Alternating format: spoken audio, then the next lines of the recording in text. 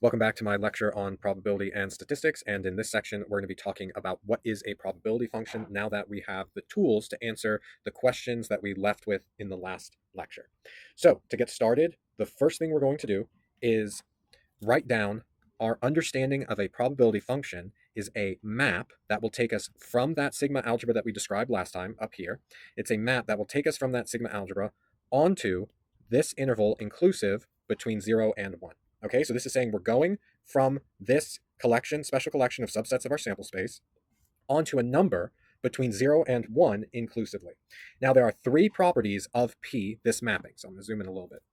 So the first property of our probability function is that the probability of any event A must be greater than or equal to 0 for all events in our sigma algebra. Okay.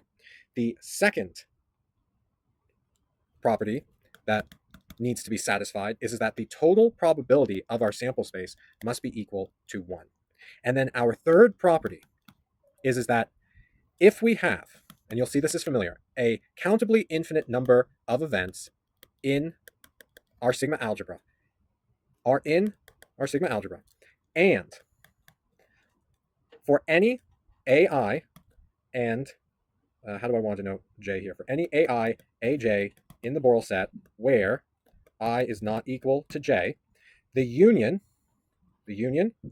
of AI and AJ is equal to the null set. So what this is saying is that if you have an infinitely countable set of events in your sigma algebra such that all of those events are pairwise disjoint. So this is called, let me grab a different color. This is called pairwise disjoint. Then this will imply that the probability of the union of those events is equal to the sum of probabilities. This is very useful because we're about to use this. Okay, so now using these three functions, let's go back to our example. Excuse me, these three properties. Let's go back to our example. So the probability of red must be, since it's a probability, and this is a sigma algebra and we're defining a probability function, the probability of red must be greater than or equal to 0. And I have two different A's that get me to that possibility, right? So I'm going to count how many different ways I can get red, how many different A's are red. So we have 1, so this is A1. Let's do this one. So we have A1, A2, A3, A4, A5, and A6, right? Okay, so this is equal to the probability of the union of A1, excuse me, that was incorrect, A1 union A2, which is equal to the sum, so probability of A1 plus the probability of A2.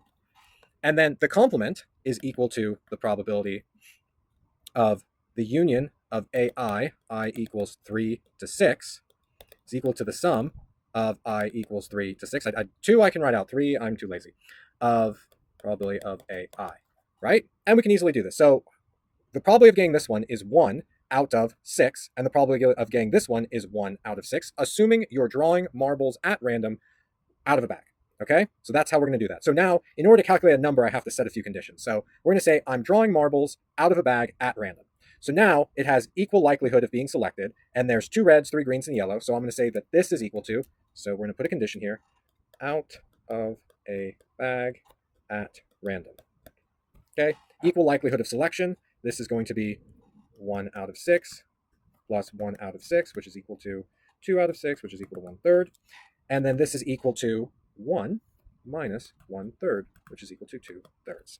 And that is applying another rule that we can use because we know that the probability of the sample space is S, and we know that the probability of R is equal to 1/3. So the probability of R complement must be the probability of R minus the total probability.